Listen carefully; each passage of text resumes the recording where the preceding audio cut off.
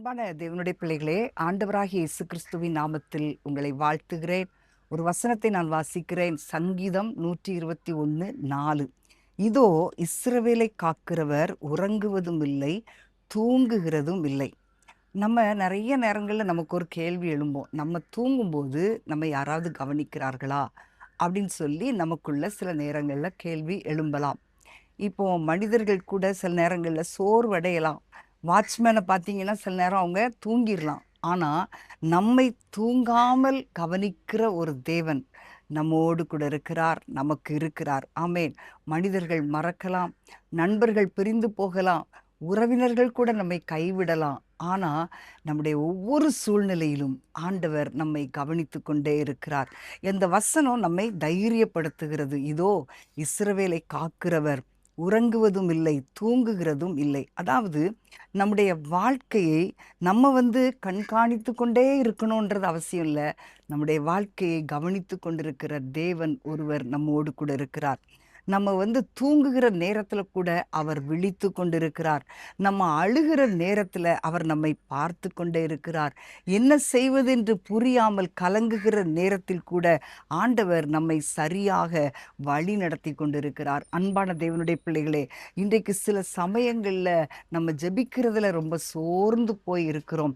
என்னால எப்படி ஜெபிப்பது அப்படின்னு சொல்லி நீங்க சோர்ந்து போன சூழ்நிலைகளில் ஆண்டவர் நம்மை அப்படியே கவனித்து கண்காணித்து நமக்காக அவர் செயல்பட்டு கொண்டிருக்கிறார். ஆண்டவர் என்ன நீங்க மறந்துட்டீங்களா அப்படின்னு சொல்லி நிறைய நேரங்கள்ல கேள்வி கேட்கிறோம் இல்லையா?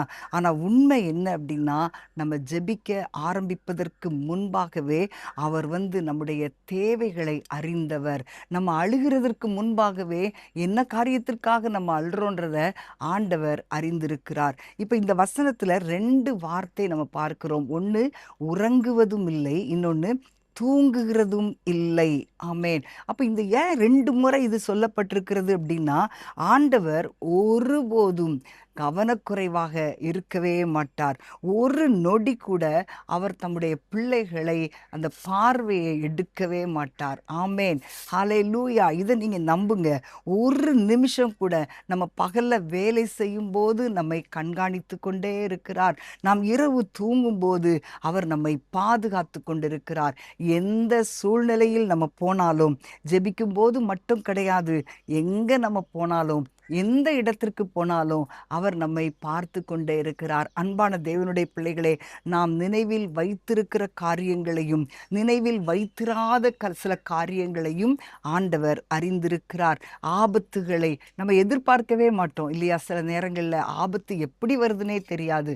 அதை கூட அவர் பார்த்து கொள்ளுகிற தேவன். ஆமென்.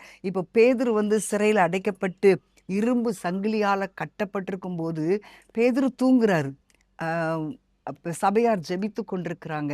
ஆனா அவர் தூங்கினாலும் ஆண்டவர் அவரை மறக்கல, பார்த்து கொண்டே இருந்தார். ஏற்ற வேளையிலே கர்த்தர் தம்முடைய தூதனை அனுப்பி பேதுருவை விடுவித்தார். இப்போ அவர் தூதன் வந்த உடனே பார்த்தீங்கன்னா சங்கிலிகள் உடைக்கப்பட்டது, இருப்பு கதவுகள் எல்லாம் தானாய் திறக்கப்பட்டது. பேதுரு வெளியே வந்தான், விடுதலை கிடைத்தது. இதே போலதான் நம்முடைய வாழ்க்கையிலும் கூட எவ்வளோ பிரச்சனை இருந்தாலும் அந்த பிரச்சனைகளின் நடுவிலே கர்த்தர் நம்மை பார்த்து கொண்டே இருக்கிறார். ஒருவேளை இன்றைக்கு நீங்கள் சில காரியங்கள் ஆண்டவர் எனக்கு பார்க்கலையோ, சில காரியங்கள் ஆண்டவர் எனக்கு உதவி செய்யலையோ, ஆண்டவர் இதை அறியலையோ அப்படின்னு நீங்க நினைக்கிறீங்களா? இன்றைக்கு உங்களுடைய ஒவ்வொரு காரியங்களையும் ஆண்டவர் அறிந்திருக்கிறார். அவர் தூங்குவதும் இல்லை, அவர் உறங்குவதும் இல்லை. ஆமேன். இன்றைக்கு சில காரியங்கள் அன்பான தேவனுடைய பிள்ளைகளே உங்களை கவலைப்படுத்தி கொண்டிருக்கலாம். சில காரியங்கள் உங்களை வேதனைப்படுத்தி கொண்டிருக்கலாம். சில காரியங்கள் இது எப்படி வெளியே வருவேன் அப்படின்னு சொல்லி நீங்க திணறி கொண்டிருக்கலாம், குழம்பிக் கொண்டிருக்கலாம். ஆனால் ஒன்னே ஒன்றை மறக்காதுங்க, உங்கள் தேவன் உங்களை பாதுகாக்கிறவர். உங்கள் தேவன் உங்களை உறங்காமல் காக்கிறவர். உங்கள் தேவன் உங்களை தூங்காமல் பாதுகாக்கிறவர். ஆமென். இதை நீங்க நம்புனீங்கன்னா நிச்சயமாய் ஆண்டவர் உங்களுக்கு உதவி செய்வார். உங்கள் குடும்பத்தை அவர் காத்துக்கொள்வார், உங்கள் பிள்ளைகளை அவர் காத்துக்கொள்வார், உங்கள் ஊழியத்தை அவர் காத்துக்கொள்வார். உங்களுடைய எல்லாவற்றையும், உங்களுடைய குடும்பம், உங்களுடைய பொருளாதார நிலைமை, உங்களுடைய தொழில், நீங்கள் செய்கிற வேலை எல்லாவற்றையும் ஆண்டவர் காக்கிறவராயிருக்கிறார். நம்புவீங்களா?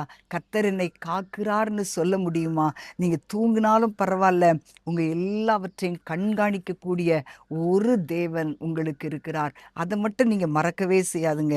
நீங்க எந்த காரியத்தையும் நீங்க கவனிக்கணும் அல்லது நீங்க கட்டுப்படுத்தணும் அப்படின்ற அவசியமே கிடையாது. ஆனால் தேவனுடைய கண்கள் ஒருபோதும் உங்களை விட்டு விலகவே விலகாது. நீங்க அறிக்கையிடணும். ஒவ்வொரு நாளும் நீங்க சொல்ல வேண்டிய காரியம், நான் தனியா இல்ல, ஆண்டவர் என் கூட இருக்கிறார். என்னை யாருமே பார்க்கலன்னு நான் நினைக்கல, என் ஆண்டவர் என்னை கண்காணித்து கொண்டிருக்கிறார்.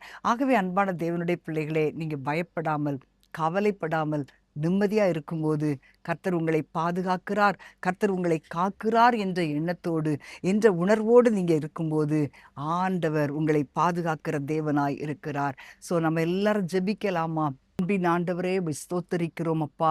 தகப்பனே, கவலைகளால் பயங்களால் நிறைந்திருக்கிற உம்முடைய பிள்ளைகளுக்காய் நான் ஜெபிக்கிறேன் தகப்பனே.